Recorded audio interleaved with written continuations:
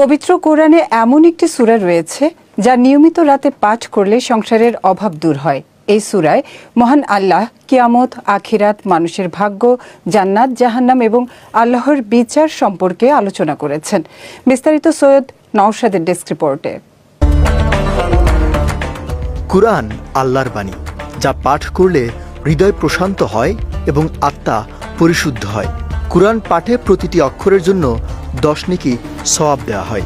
পবিত্র গ্রন্থটি যেমন আমাদের আখিরাতের ঢাল হিসেবে কাজ করবে, একইভাবে দুনিয়াতে সফলতার জন্য কুরআন পাঠের কোনো বিকল্প নেই, যার একটি ফজিলতপূর্ণ সূরা মক্কায় অবতীর্ণ সূরা ওয়াকিয়া।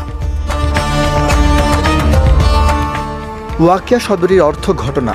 এই সূরায় কিয়ামত সম্পর্কিত বিপর্যয়ের বর্ণনা প্রদান করা হয়েছে, যা সকল মানুষ একদিন অবধারিতভাবে দেখতে পাবে। তাই এর নাম ওয়াকিয়া রাখা হয়েছে। এই সূরা কিয়ামতের দিন এবং এর পরবর্তী পরিণতির ব্যাপারে মানুষকে সতর্ক করে এবং আল্লাহর দিকে ফিরে আসার তাগিদ দেয়।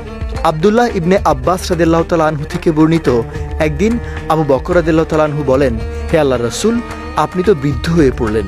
তখন নবীজি সাল্লাল্লাহু আলাইহি সাল্লাম বললেন, হ্যাঁ, আমাকে সূরা হুদ, ওয়াকিয়া, মুরসালাত, নাবা এবং সূরা তাকওয়ির বৃদ্ধ করে ফেলেছে। এই সূরা পাঠ করলে কখনো অভাব আসে না। আব্দুল্লাহ ইবনে মাসউদ রাদিয়াল্লাহু তাআলা আনহু তার মেয়েদের প্রত্যেক রাতে এ সূরা তিলাওয়াত করার আদেশ করতেন। তিনি বলেন, আল্লাহ রাসূল সাল্লাল্লাহু আলাইহি সাল্লাম বলেছেন, যে ব্যক্তি প্রতিদিন রাতে সূরা ওয়াকিয়া পাঠ করবে তাকে কখনো দারিদ্র্য স্পর্শ করবে না।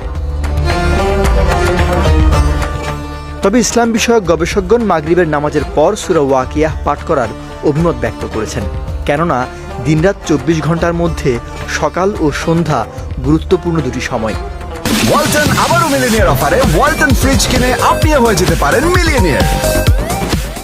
মহান আল্লাহ এই দুটি সময় জিকির করার নির্দেশ দিয়েছেন, আর আমলটি যেহেতু রাতের এবং রাতের নির্ধারিত কোনো সময় বলা হয়নি, তাই সন্ধ্যাবেলাতেই এই আমল করা উত্তম।